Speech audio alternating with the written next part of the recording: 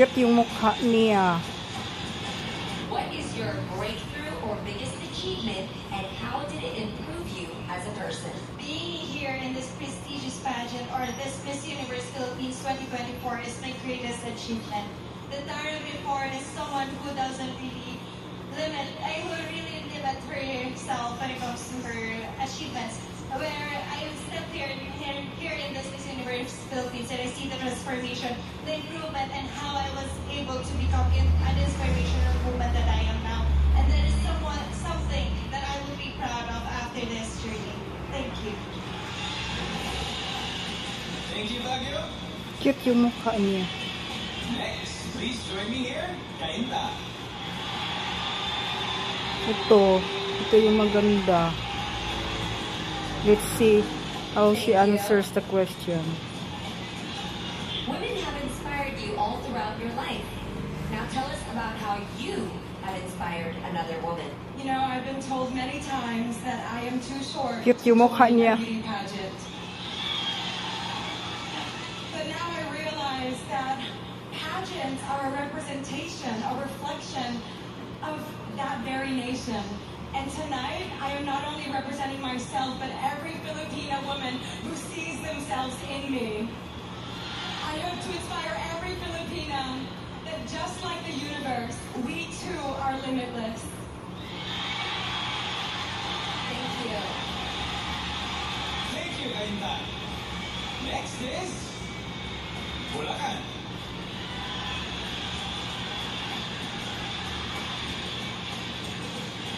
Magaling pa naman ito mag-answer. Thank you so much. You are beautiful and confident.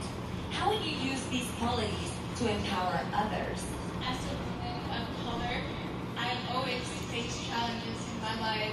I was told that beauty has a standard, actually. But for me, I have listened to always believe in my mother, to always believe in yourself, uphold the values that you have in yourself. Because of these, I am already influencing a lot of women who are facing me right now. As a transformational woman, I have here 52 other delegates with me who have helped me to become the woman I am. Thank you. Thank you, Bulacan. And now, Taguig.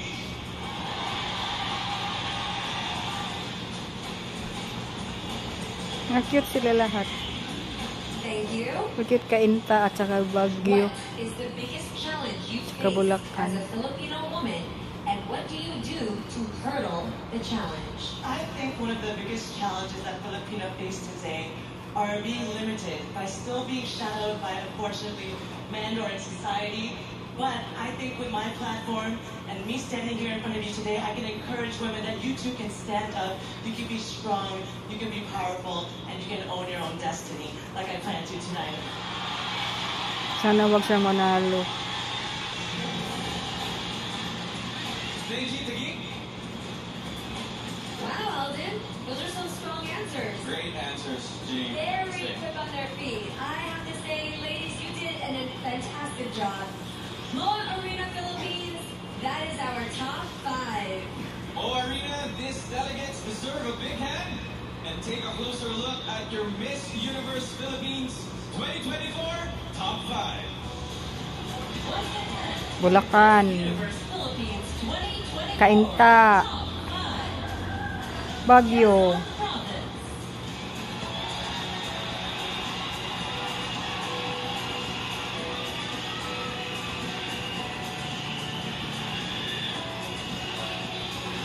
Quezon.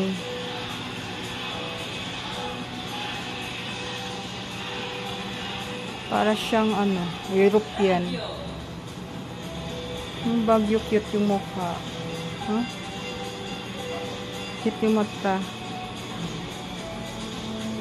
Pilipina talaga yung beauty.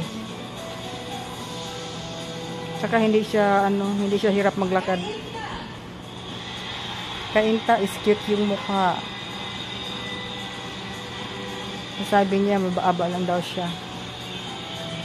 Ang ganda ng katawan.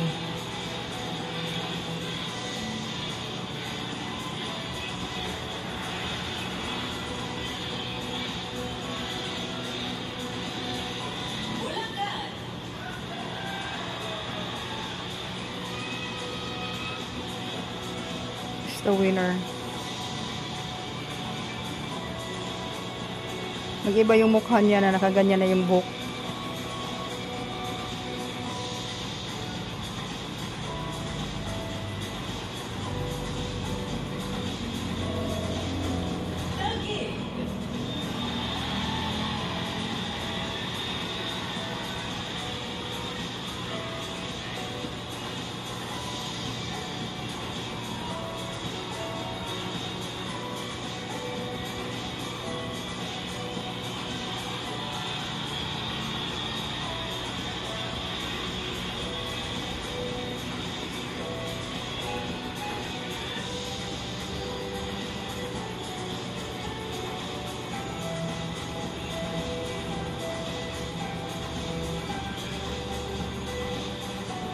Here are the top 5 delegates of Miss Universe Philippines 2024.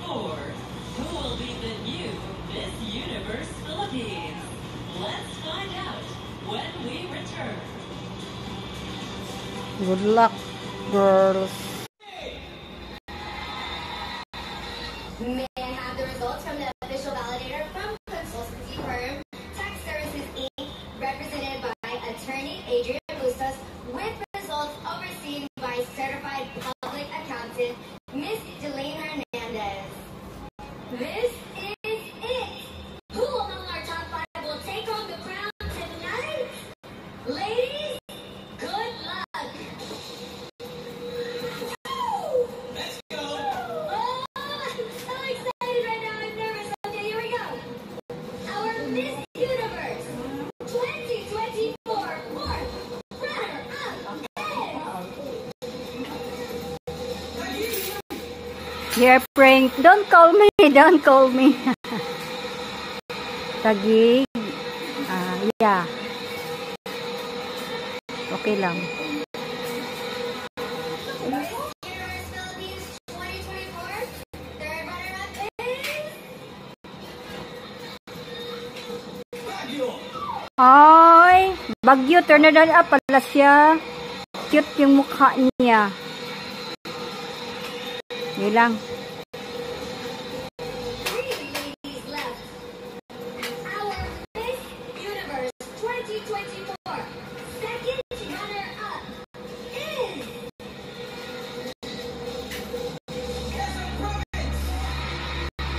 That makes Kainta first runner-up. Or Bulacan. But we already know that's Bulacan. This is just replay. So, this is it. Miss Kainta okay. 2 and ladies Miss remain. Bulacan. Will be crowned Miss Universe Philippines 2024. The Miss Universe Philippines title holder will receive the Mega World Sambuita Award. She will also become an ambassador of the Philippine Airlines, Gel Life, Keeman, Cream Silk, Surge Fitness Lifestyle, PLDT Home, and Bingo Plus. Marina, Philippines, ladies, are you ready for this priceless moment? Already, you're right. This moment right here. This is it, you guys, and we are all going to witness one tonight as we crown the new Miss Universe Philippines. The Miss Universe Philippines will be crowned with the La Mer and Majestic crown from Jewelmer, embellished with golden South Sea pearls, considered as the Queen of Gems. Each living pearl is a testament to Filipinos' heritage, rarity, uniqueness, and diversity, a symbol of wisdom and enlightenment, emanating the grandeur of a national treasure. Okay, Mama Arena, I want to know, who do you think is going to take home the crown?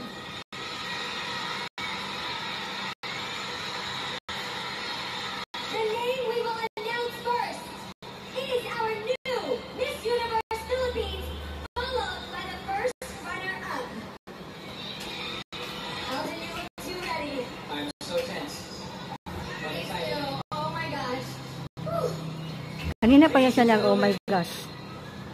Ang pangatlo na naman oh my gosh yan. Our Miss Universe Philippines 2024 is...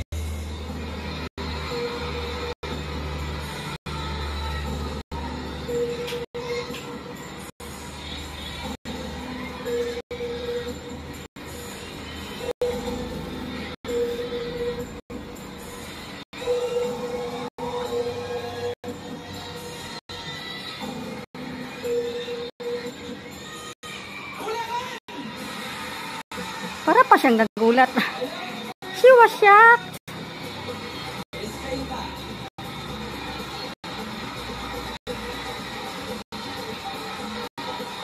Para siyang nagulat na siyang nanalo.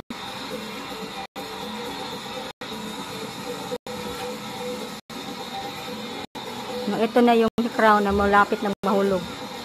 Kasi tinungtong lang ni Michelle. Ayan o.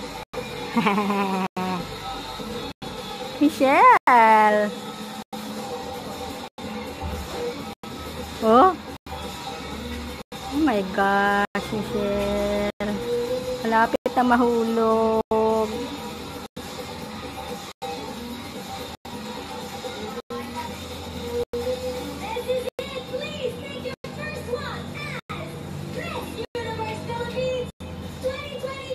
Ayusin mo muna yung crown.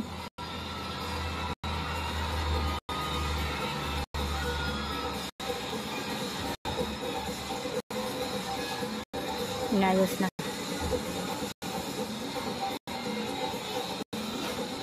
Congratulations, Bulacan.